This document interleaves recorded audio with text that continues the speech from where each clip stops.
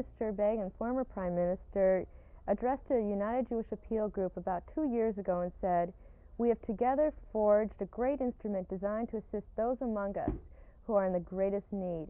I refer to Project Renewal. Though the economic strains besetting the country are acute, though the priorities between the imperatives of defense costs and the imperatives of domestic costs compel us at times to make hard decisions, on one matter we are fully resolved: Project Renewal must go on. This is our moral partnership and common commitment. This is our great investment for the future, for the sake of our children and our grandchildren.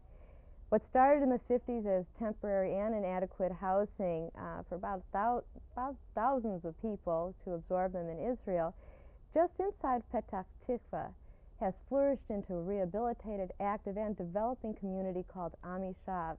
And in 1979, Chicago has invested and injected financial, legal, health, educational, and recreational aid into the community to help it survive and make it more self-sufficient.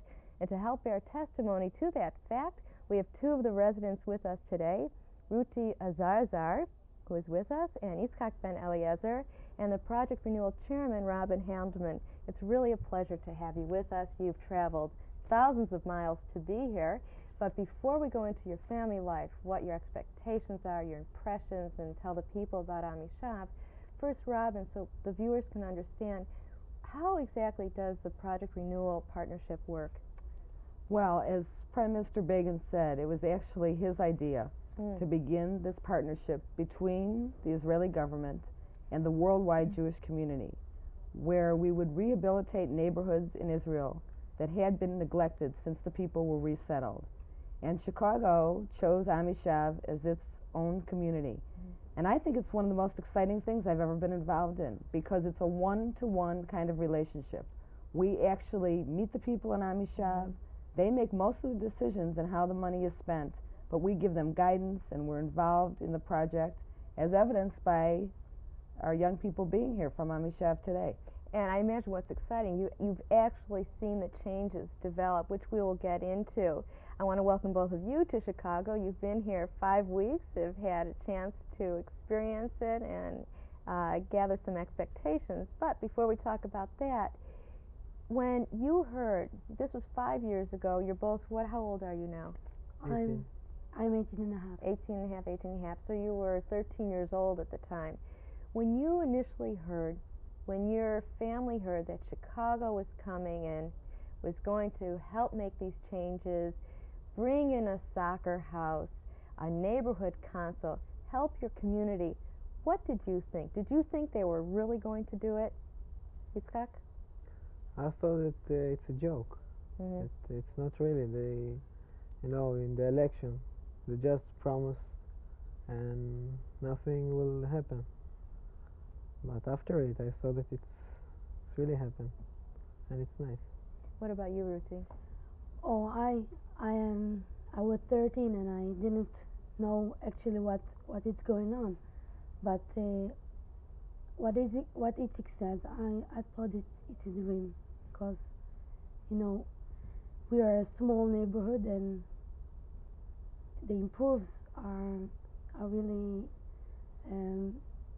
good now in our neighborhood. So we didn't thought it'd be like this. Well, before that, were there other people, other groups that said, we're going to help you, and never helped? Is that what happened? The government. The government said they would help? Every election, the government or the party that want to be in the government, they go everywhere and promised everything. Even if they can doing it, and even if they cannot doing it. So they promised. Sometimes they did something, not really to renew the place, but maybe they do something to do what they promised.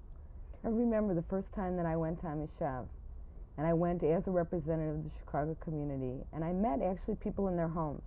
I went into their homes and in fact met one young woman who was my age, who had small children, and told her that Chicago was going to change Amishav, that things would be better, that there would be roads and street lights, and it would be a nicer neighborhood, and there would be social programs. And she said to me, I can't believe you. She said, we've been promised so many times that things would change and be different. And I was so disappointed. And I now see that they had to wait to see that things were going to happen. You couldn't convince her then until it was done? No, until things began to happen and they could see physical projects and social programs, it was hard for them to believe that things were going to change. Well, that's promising. And for both of you personally, what are the greatest changes? What is the one change that you've noticed that Chicago has brought in that's affected your life? Can you think of anything that's different? You're a counselor. I'm a counselor just 4 years now, and it's, you know, the project Renewal builds a matnas. It's like a J here. So when I was little, I didn't have just like this a matnas. I had just a little club that I was going to. So it's really been a change for me, because I got a chance to help the children in my neighborhood, and it was very good. I volunteered 2 years, and then the 2 other years I was paying. What do you teach them? I have a group in the matnas, and you know, room activity and arts and crafts and all the activities that you have to do with children, you know, and it's nice, and I like it. That's exciting, because it's the involvement of the residents to change their own neighborhood. That's right, and it's not Chicago saying this is how it's done. It's Ruti doing it herself. And what about you, Yitzchak? What have you noticed? First, the area is nicer. I mean, it's nice to walk in the area. There is flowers and new roads. In the night there is light, so you can walk, and it's nice to walk. And the kids have something to do in the afternoon after school, or in the vacation. In the vacation there is something to do in the morning during the days, and not to walk in the street. They have matnas, they have another kind of sports things to do, and they're going to build a swimming pool, so it's nice. Won't ask Robin to pronounce in Hebrew. You had mentioned before, Yitzchak, that the government had been promising and didn't really come through. They'd started to, but didn't come through. But now, Rob, maybe you can clarify this. There's what's called an equal partnership with the government of Israel. Can you explain that? Well, there are certain things that the government can do that we can't do as American Jews, and that's the infrastructure, streets and lights and construction of housing. And what we concentrate on are special physical projects, like the daycare center we've built, the swimming pool that's under construction now, the community center that Ruti talked about, and the social programs, which are really exciting. For example, there's one that's education of adult women who didn't know how to read and write Hebrew. And it's very exciting to go into a classroom and see them learning, after they've lived for a long time in Israel and Amishav, being able to learn Hebrew. And I think that we've done a lot of exciting social programs. Well, doesn't that have to do, which I'd like to ask the two of you about, their ethnic backgrounds, given the cultural backgrounds of these families, that the woman wasn't educated. Before we get into that, I'd like to know about your families. Give us something about your family backgrounds, the ancestry, the ethnic background. Yitzchak? My parents came from Afghanistan in 1951. They were 2 years old, and they know how to read and write. Yeah, they have some education. How many kids in your family? With me, 3. I'm the older. I have another 2 brothers. So you're one of the smaller families in Amishav. There are others that are bigger, aren't there? It's the average. There are some that has more children, but there are some that have the same number of children that in my family. Are there other Afghanistan families in? Yeah. And what about you, Ruti? I have five sisters. and one A lot of- brother. Oh. So I'm the oldest. And my parents came from Morocco in 1950, and we live in Amishav. We in the first when we came to Amishav, we lived in a hut, you know, like Yeah. made of wood. But now we have a big house and a garden, and it's nice. It's a lot better. Would you say most of, and maybe Robin, you can help with this, most of the community, the ethnic complexion, is mostly Sephardic background? Yes, but there are majority. some Russians too. Mm-hmm. Russians and Ashkenazim, but that's it. Okay, now that you've been in Chicago for 5 weeks, the first place you went to was Robin Handelman's. I know you went to the Hancock Building on a boat. Are the families any different? The interaction, the setup, personalities? Ruti? The family that I'm Just I'm in from now, your observations. yes, it's different because I came from a Sephardic family. And this is Ashkenazi, and the food is different, and the I don't know, the service in Shabbos, all the things are really different. But not the people. I feel really at home in my family. I don't know. But what I said, the behavior and the food and all this, it's really different. Okay, I have a quick question for you. We're starting to run out of time. We're going to bring on two of your other pals who are here from Israel. Dating. Do you go outside of Amishav? Do you go to Petach Tikva? How do you meet other people? You're 18 years old. You're normal teenagers. Yitzhak? It depends what you want to do. Every day there is another program. Let's say I'm going out to the city if I want to dance or to see a movie or something like this. But almost all the fun that we have is in the house of one of my friends, that we stay there, sometimes dancing, sometimes watching something in the video or talking, and this is the fun that we have. Ruti, how do you meet other men? Do you go to that home? No, I'm too. You know, we are a neighborhood in Petach Tikva, but you have to take a bus from our neighborhood to Petach Tikva. So we go out. We can see movies outside, dancing, and all of this. All we can do. But in the neighborhood there is a club too that you can dance. You can go there, meet friends, talk. You know, there's a small club, and that's it. Okay, you'll have to leave that address with me, so when I go to Amishav, I'll visit. One last question. When you go back to Amishav, your friends and family are going to ask you, Yitzhak, Ruti, what was it like? What was it like? What are you going to go back and tell them about Chicago? First, it's a regular place. It's they are human beings like us. Yeah. I'm saying this because before I came here, and when I say it's almost all my friends thought, or now they think that Chicago is a place that, you know, there is a lot of crime, and there was one man, Al Capone, yeah, and there was not a good information, let's say, about this place. But after I saw this place, I know that first it's a regular place. The human being here, the people here are regular, we can say nice. The cultural are different, but it's a nice place to visit. That I I hope can you say. come back. And Ruti? To visit, yes.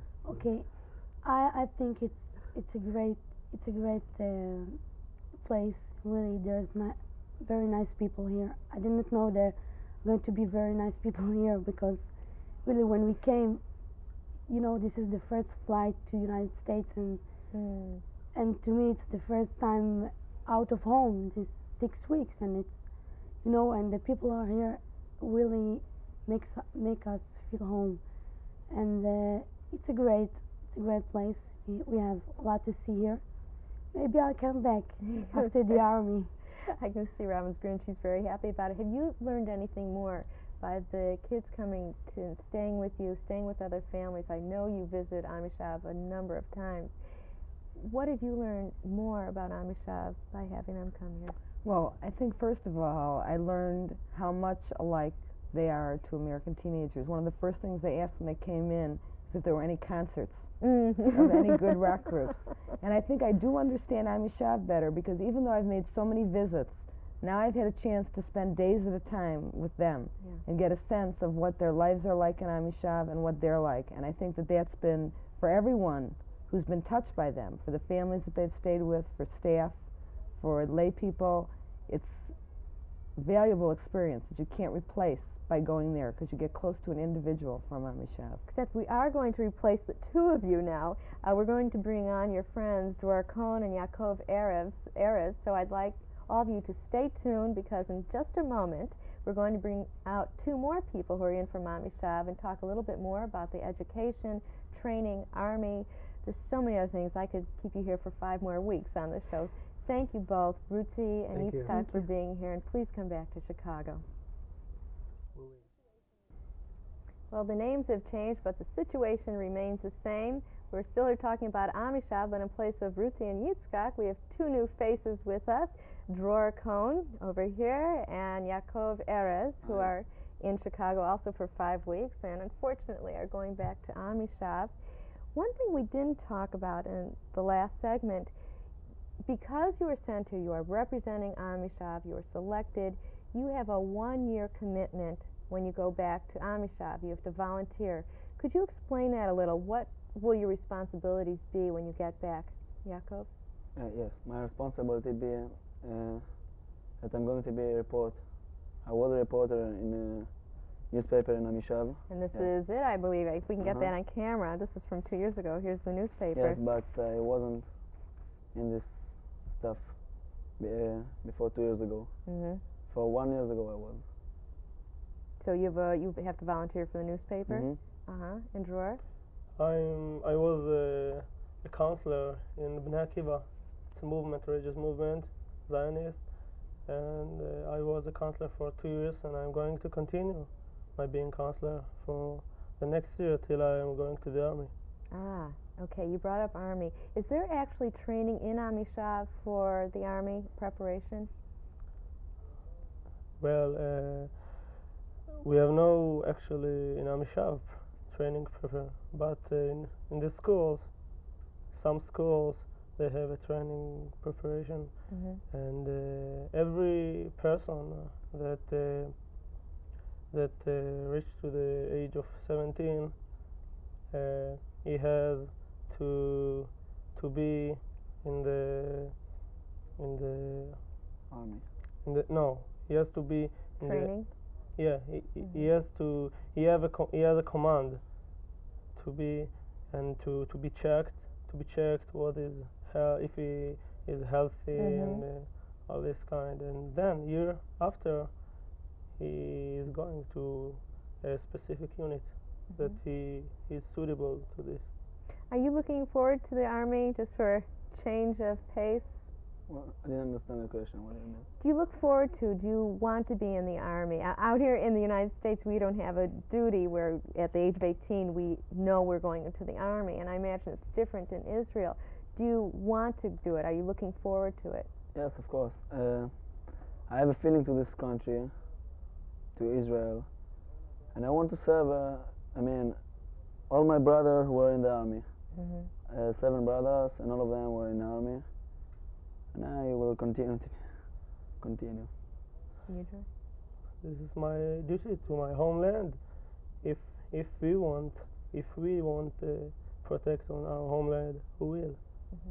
You may want to add right now, you mentioned right before the taping, Dror means freedom. You were born right after the 6-Day War, and your parents named you Freedom. I think that's very appropriate. Okay, when you come back from the army, do you intend to stay in Amishav, in Petach Tikva, to work, go to school? to stay in Amishav, it's not a question of